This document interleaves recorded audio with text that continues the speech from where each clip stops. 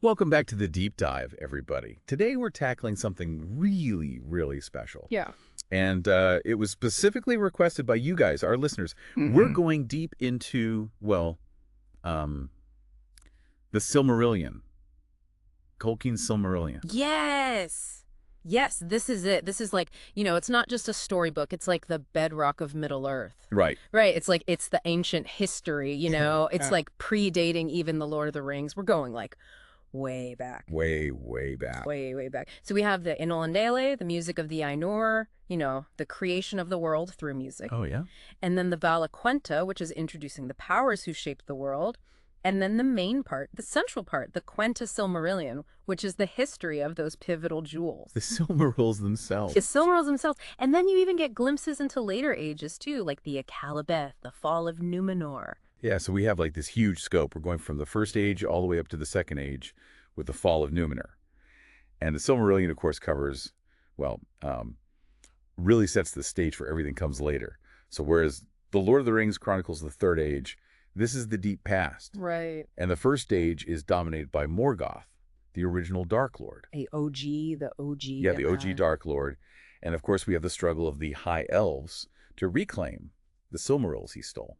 And this has a really, I think, big impact on everything that follows. You really see these kind of echoes of this ancient conflict in later stories. It reverberates throughout. Yeah, absolutely. Yeah. And what's fascinating about this book, too, is like, Tolkien had this vision. Right. He wasn't just crafting like a mythology. Right. He wanted to make like a legendarium specifically for England. Like he actually said, he's like, it needs to be somewhat cool and clear, redolent of Britain and Northwest Europe. Yes. But it also has to have this kind of elusive beauty, right? He calls it high and purged of the gross. Yeah, ethereal almost. It's very interesting the way he describes it. So in this deep dive, what we're going to be doing is going right back to the beginning. Absolutely. Like we're going to explore the genesis of Arda, the world itself. We're going to talk about these powers, the Valar. We're going to talk about the first sparks of rebellion with Melkor. So, okay, let's just jump into this. Like, where does Tolkien's grand narrative actually begin? So it all starts with the Ainur. Okay, so you got to, picture these are like spirits existing even before time as we know it. And their purpose, given by Iluvatar, the One, right, was to realize this vision. And so they labored for ages in this vastness of this realm, like we can't even comprehend it. And they eventually bring forth, Arda, which is, the earth, the world. And then some of these Ainur, they actually like enter into Arda, right? They embody like parts of the world. That's right. They take on like the very fabric of the world, Yeah. and they dwell within it and shape it. And so then among these, like these Ainur, are the Valar. Yeah. And they're often called gods by men. But it's more accurate to say they're like the great powers, the powers of Arda. That's how the elves know Oh, them. right. Powers. And there's 14. That's right. 14 principal ones. 7 lords, 7 queens. And, well, of course, Melkor, He kind of blew it. Yeah. He's out of the club. Right. Yeah. Forfeited that place. Yeah. Yeah. But let's just list them, just for our listeners. So we have the 7 lords: Manwë, Ulmo, Aule, Orme, Mandos, Lorien, and Tulkas. And then the 7 queens: Varda, Yavanna, Niena, Este, Vare, Vana, and Nessa. Wow. That's a mouthful. Yeah. And each one kind of embodies a different aspect of the world. Right. They each have a specific realm. So, like, if we think about, some of these characters we've already mentioned, like Manwë and Melkor, right? Yeah. These two, they're brothers in the thought of Iluvatar. And that's pretty wild to think about because you have this immense opposition between them later. Huge dichotomy. Yeah. Yeah. And, at the beginning, Melkor, he was the mightiest of all of them. He was like the most potent. But Manwë was dearest to Iluvatar. Like he was the one who understood the creator's intentions the best. He was like the favorite. Yeah. Yeah, the favorite son. And Manwë, he becomes like the first king of Arda. So he's the lord of the whole realm, right? His joy lies in the winds and the clouds. He's even called Sulimo, The breath of Arda. the breath of Arda. Yeah. And with him dwells, of course, his queen Varda. She's the lady of the stars. Right. And her knowledge, it encompasses all the heavens. Right. Yeah. So you have this kind of dynamic where you have Melkor, he's so powerful, but you have Manwë who has the understanding and the authority. Right. The true authority. Yeah. And so they create the Valar create this land for themselves, Valinor. Right, right. And it's always portrayed as this realm of like ultimate beauty and peace. Yes, absolutely. Yeah. It's paradise, basically. Yeah, it is. And so they, in the heart of this plain, beyond the mountains of Aman, they build Valmar. Valmar, their city. Right, the city of many bells. Yeah. And before the western gate lies Zelahar, or Corollary. Right. This green mound made sacred by Yavanna. Okay, so Yavanna, she's like the Earth Mother, right? Yeah, yeah. She's like the power of nature. Yeah, yeah. Of all growing things. And so she, she sat upon it and sang a song of power. Right. She like wove all of her thoughts about growing things into this music. Wow. And, at the same time, Nienna, who's associated with sorrow and endurance, she watered the mound with her tears. So you have this like really interesting collaboration between these powers, right? Each one contributing something essential to creating something sacred. Wow. Yeah. So that's really cool. And from this potent union spring the two trees of Valinor, Telperion, and Laurelin. Right. The silver and the gold. Yeah. Yeah. The silver and gold trees, they bathe the blessed realm in this like radiant light. Yes, exactly.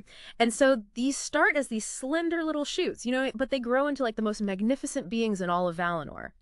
Telperion, the elder one, had leaves of this like deep green, and they dripped with dews of silver light. Wow. And the flowers were like pure silver blossoms. And then you have Laurelin, the younger tree. The leaves were this kind of like young green edged with gold. Right. And her flowers were like clustered fire, shedding golden light. Wow. So, and they had this cycle, right, where they waxed and waned. Each one would shine for 12 hours. Whoa. And then there was this like brief, beautiful hour of mingled light at their peaks. And the Valar actually, they reckoned time from the first shining of Telperion. Oh, wow. Right. So that was like the opening hour. And it established the 12-hour days of Aman. So, okay, so they have like, they're keeping time. Keeping time. But it's also just like, imagine that light. It must have been incredible. Oh, yeah. It's this like, it's beyond our ability to imagine, really. But Tolkien tries to get us there, And even Varda, the Lady of the Stars, she collected their dews and their rain in these great vessels. Wow. So, using them as sources of water and light throughout Valinor. So just like such a powerful image of this connection between them and these like literal sources of life and light. Right, exactly. And, it seems like a perfect realm. Right. But of course, we know that it's not intended to stay isolated forever. Yeah. Because we have the awakening of the children of Iluvatar. Yes. Yes. So these are, of course, elves and men. Elves and men. That's right. And it's really important, I think, to get this. Like, the Valar don't see themselves as masters over them. No, no. Right. They're more like elder guardians or like chieftains. Stewards. Yeah. Stewards. Yeah. And they didn't fully understand this specific theme, right, by which the children entered the music of creation. Right. So they were very, very cautious about trying to, like, intervene. Impose their will. Yeah, impose their will too much, yeah. Yeah. Because, they'd seen that, when the Ainur try to do that, like, it rarely ends well. Right, right. But primarily they interacted with the elves because Iluvatar had made the elves kind of more akin to them in nature, but lesser in power. Right. They're like the younger siblings. Yeah. Yeah. Yeah. And then men come along and they have their own kind of thing. And, they all see it as kind of strange, the gifts that men are given. And of course, the big one is mortality. Mortality. Right. So we have all this happening in the West. Right. Right. This creation, this beauty, this perfect realm being created. Right. But at the same time, in Middle Earth, Melkor's starting to stir things up. Yeah. He's casting a shadow. Right, right. And that's, I think, so interesting that you have these two things happening at the same time. Just like juxtaposition. Yeah, yeah. And it's telling us something about like, the nature of Arda, right? Yeah. That, even as good as being established, like there's this inherent potential for evil. For corruption. For corruption. Yeah, yeah. That's kind of built in. And so, he wants to dominate. He wants to corrupt. Right. And so he starts to like, his influence starts to manifest in Middle Earth. Right. And, Tolkien even talks about like, the dissonances that Melkor introduced into the music of creation. Right. And that like it tainted the very fabric of the world. It did. Yeah. Like it was marred from the beginning. Yeah. It's very interesting to think about like how this evil, can actually like physically affect the creation itself. Yeah. And so you see these these twisted and evil things begin to roam the land, and the forests, they become like places of fear, Yeah. haunted by these like monstrous creatures. Yeah, and it sounds like, he establishes his own stronghold, Autumno in the north. Yes. Oh, Tumno. Right, right. And it's almost like the antithesis of Valinor. It's like the opposite. The opposite. Yeah, yeah. It's deep and formidable, this fortress, filled with fire and the bellows of like dark forges. Right. And it's like the center of his power. Yeah. Like he gathered there his most loyal following. The ones who sided with him originally. Right. The ones who'd already sided with him in the initial rebellion. Yeah, and they had become like him. Yeah, they become twisted. Yeah. So these were the Balrogs, these terrifying spirits of fire. Oh, yeah. Cloaked in darkness, wielding whips of flame. Scary stuff. Yeah, scary stuff. And he was, breeding all these other monsters too. Right, right. Just, creatures of nightmare, just in all shapes and forms. And they're going to plague the world for ages. Oh, yeah, ages. Yeah, so his influence is spreading even as, the elves are awakening in Crevienen. Right. And he's aware. Melkor is aware of them. He knows what's going on. He's ever vigilant. Yeah. Right? He's watchful. He's the first one to learn of the elves' awakening. So they can't even wake up in peace. Yeah, right. No. And he's sending these shadowy figures and these evil spirits to spy on them. Yeah, that's right. To lead them astray. And some elves even disappear. Yeah, they wander too far. Yeah. And they start talking about the hunter. Right. The hunt. His evil presence. His evil presence lurking, right? Yeah.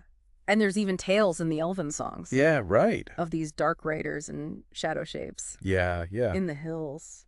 And, he's really afraid, Melkor is, of Aromi. Right, Aromi the huntsman. Right.